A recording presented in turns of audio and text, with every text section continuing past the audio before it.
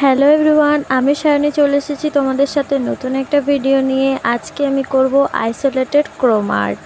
তো প্রথমেই আমি এখানে 2 লেয়ার বেস কালারের করে নিচ্ছি, তারপর ওটাকে 60 সেকেন্ড কিওর করে নেব। তারপরে এখানে ক্যাট আই করে নিচ্ছি সিলভার কালারের, এটা 1 কোডই করব। তারপর এটাকেও 60 সেকেন্ড কিওর করে নেব। আগে এফেক্ট দিয়ে নিচ্ছি। তারপর ওটাকে কিওর করার পর রেড কালারের ক্যাট আই দিয়ে এখানটাতে খুব মিষ্টি মিষ্টি ফ্লাওয়ার করে নিচ্ছি। এখানটাতে আমি 2টো ফ্লাওয়ার করে নিচ্ছি খুব মিষ্টি মিষ্টি করে।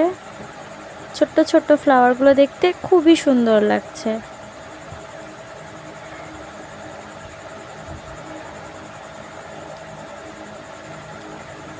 তারপর এখানটাতে আমি পাতাগুলো অফ ক্যামেরায় করে ফেলেছিলাম, তাই অন করে ক্যামেরাটা একটু তোমাদের সামনে ঢং করে নিচ্ছি।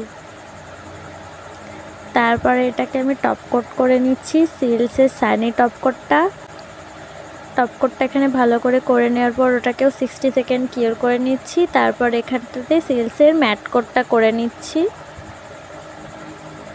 সিলসের ম্যাট টপ কোটটা করার পর সেটাকেও 60 সেকেন্ড কিওর করে একটু বাফ করে নিচ্ছি।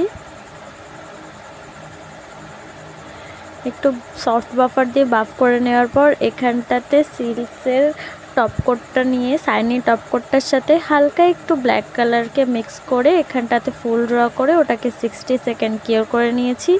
তারপর এখানে দেখো আমি ক্রোম করে নিচ্ছি। ক্রোম করার পর এখানটাতে সিল্কের সাইনি টপ কোটটা করে নিয়েছি। তারপর আমার ফাইনাল লুক রেডি। সবাই জানিও কেমন লাগছে। বাই।